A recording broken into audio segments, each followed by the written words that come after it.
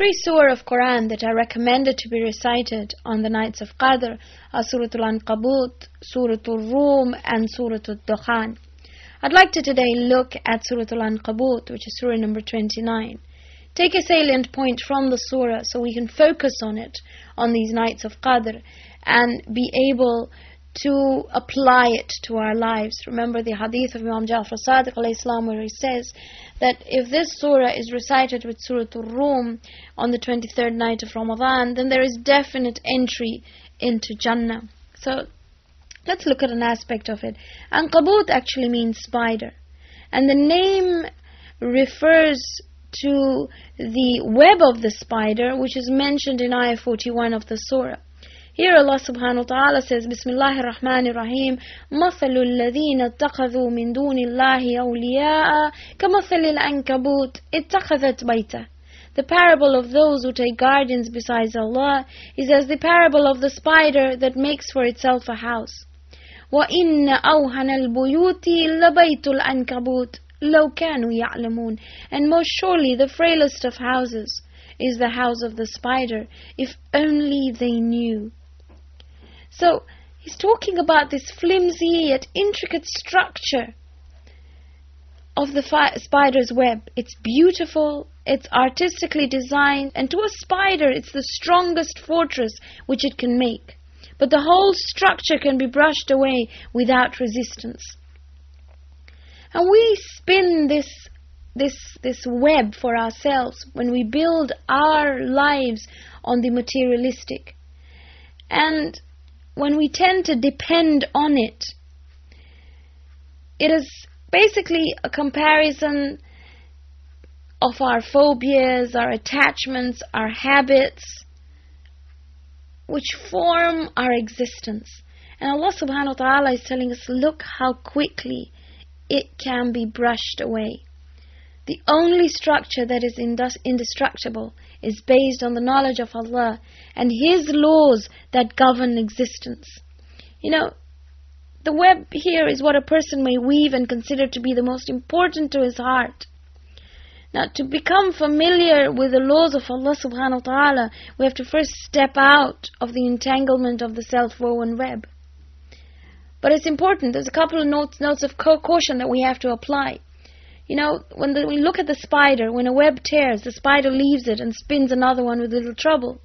We too sometimes jump onto another attachment, or we sit and weep and claim bad luck. So the idea really, when we recite Surah Al-Ankabut, is to reflect. And from our hadith we know that an hour's contemplation and his reflection is better than the worship of 70 years. Let's reflect upon the construction of the spider's web. Let's reflect upon our own attachments. You know, sometimes we need to be jolted when the spider's web has been torn, or when our web has been torn and we realize there is none except Allah subhanahu wa ta'ala. But before that, let's see what we can do practically and what thought should go through our minds to be able to apply this to our life. Well, the first step is self-knowledge. You know, Imam Ali alayhi salam says knowledge of the self is the most useful forms of knowledge. The greatest form of knowledge is one knowing himself or herself. And the most famous hadith that I quote all the time, "Man arafa nafsahu faqad arafa rabbahu," one who has recognized himself has recognized his Rabb. So we've got to look at the webs we've spun. It's only ourselves. We are the judges, we're the witnesses who are able to tell ourselves what are the webs we're entangled in. Imam Sadiq alayhi salam once said to a person, surely you have been appointed as your own doctor. Sickness has been explained to you. You recognize the signs of good health and you have been shown the cure. So watch how you take care of yourself. So the first step, recognize your faults. See where you're going wrong. Look at the four main ones that lead us into trouble. Jealousy, anger, resentment, hatred. And all these then lead to all sorts of things. Once you've recognized them, then keep watch over them. Very, very important. It's called al-muraqaba. Rasulullah sallallahu alaihi wasallam says, those who intend wrong actions but remember my might, this is what Allah says, and keep me in sight, will reside in the Jannah, in the gardens of Jannah. Make a contract with yourself every day and night that you will not commit any wrong actions. You will do nothing to get entangled into the web again. And then watch over that contract. Be very, very watchful.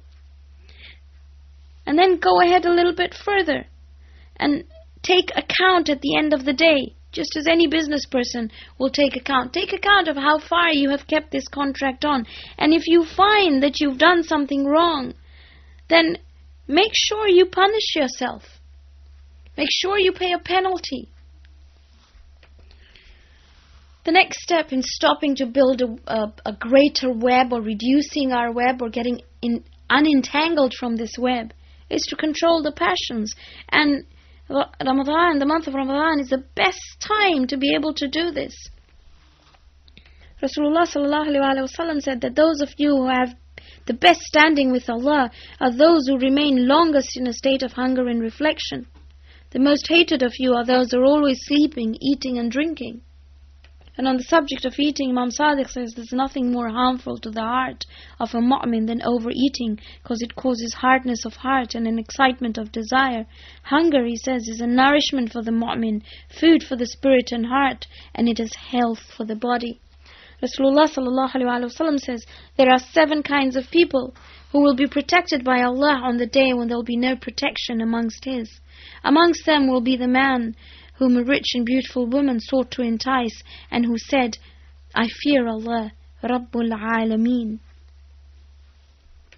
Luqman tells his son, if the stomach is filled, reflection falls asleep, wisdom falls silent, and the limbs take rest from worship.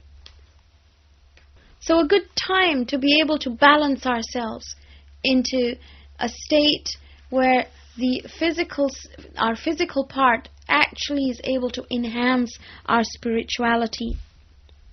Another means of disentanglement from the web is to withdraw from the world.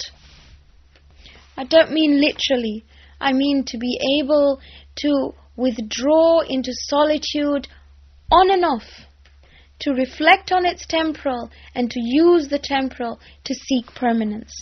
Rasulullah sallallahu alaihi wasallam said that Allah revealed to the world, saying, tire out the ones who serve you and serve the one who turns away from you.